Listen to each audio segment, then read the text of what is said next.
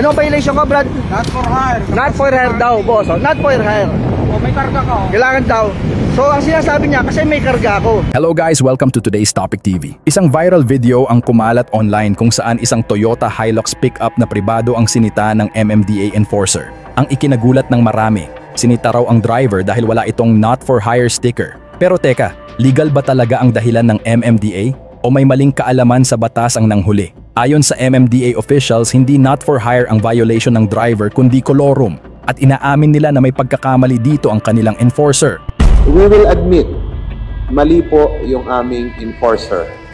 Ang violation po niyan, hindi po not for hire. Ang violation po ay colorum. Hindi lamang po siguro nakikinig yung aming enforcer noong pong itinuro ito sa kanya, kaya hindi niya po maipaliwanag kung ano po yung violation. Ayon kay Artes, noong 2024 pa may issuance ang MMDA na bawal nang mangsita ang mga enforcer ng mga colorum o katulad sa ganyan na may mga karga. Dahil sa dami ng mga motoristang nagrereklamo sa kanila lalo na sa gabi na naaabala ang kanilang biyahe. Dahil sa kung ano-ano daw ang hinahanap sa kanila na nagre-resulta at umaabot pa sa punto ng pangungotong, depende na lang daw kung yung sasakyan ay may violation katulad ng beating the red light, ay pwede nilang questionin ang kargada nito. Pero meron daw talagang silang special unit para sa mga nangongolorum. Yung administrative violation, particularly sa colorum, ay hindi po lahat authorized manghuli. May special unit po kami na pwede lamang mag-operate ng ganyan. Except kung may initial traffic violation. Meaning, nagbit ng red light, hinuli, nakita may karga, pwede niya pong inspect kung nangungulorong yung tao. So bakit ito sinabing colorum? Ang salitang colorum ay hindi lang tumutukoy sa mga pasaherong pampublikong sasakyan na walang prangkisa. Kasama rin dito ang mga private vehicles na ginagamit sa commercial transport, delivery o cargo service na walang kaukulang prangkisa o permit mula sa LTFRB. Kaya kung ang Toyota Hilux ay rehistrado bilang private pero ginagamit sa paraang parang Lalamove, Transportify o delivery business, kahit hindi pasahero, ito ay pwedeng matawag na colorum. Paano maging legal ang gamit ng pick-up sa delivery? Kung ginagamit mo ang iyong sasakyan para sa paid delivery, kailangan mong ipa-convert ang rehistro sa for hire sa LTO, kumuha ng kaukulang Certificate of Public Convenience, CPC, or Provisional Authority mula sa LTFRB, mag-comply sa mga requirement ng LTFRB para sa cargo delivery service. Kahit pa mga junk lang ang sakay nito, scrap, bakal, lumang appliances, kung ginagawa ito bilang kabuhayan kagaya ng junk buyer, delivery sa junk shop, at bayad ang serbisyo, ito ay maituturing na paggamit ng private vehicle sa commercial transport, kaya pasok sa colorum violation kung walang LTFRB permit. Ano ang dapat iwasan ng mga motorista? Huwag gamitin ang private vehicle sa delivery for hire kung walang kaukulang permit.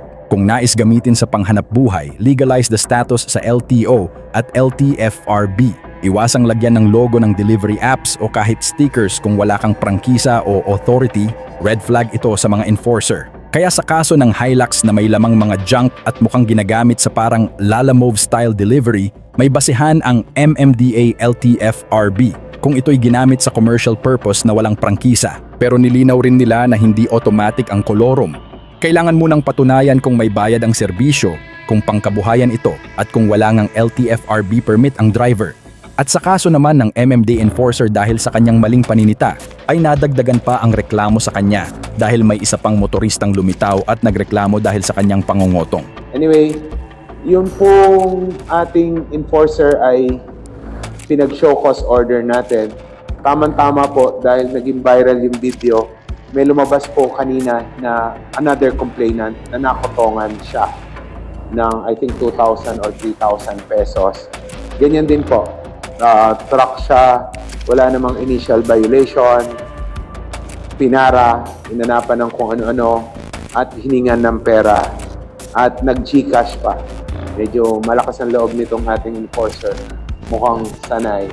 So, kakasuhan po natin siya para ma-terminate as soon as possible.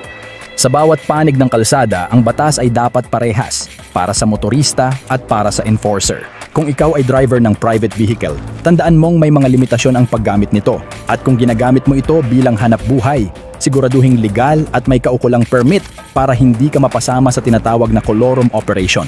Pero sa panig ng mga enforcer, ang inyong uniforme ay hindi lisensya para manghuli ng mali, mang-abuso o manlamang sa kapwa. Ang isang pagkakamali ay maaari pang itama, pero ang pananamantala, lalo na kung may pangungotong, ay may kaakibat na parusa. Sa kasong ito, hindi na lang simpleng maling huli ang usapan, kundi posibleng pang-aabuso na dapat harapin sa batas. Sana'y magsilbing aral ito sa ating lahat. Ang kaalaman sa batas ay proteksyon at ang kapangyarihang ibinigay sa sinuman mula man sa likod ng manibela o sa may hawak ng tiket ay may kaakibat na pananagutan. Maging patas, maging tapat at higit sa lahat maging responsable.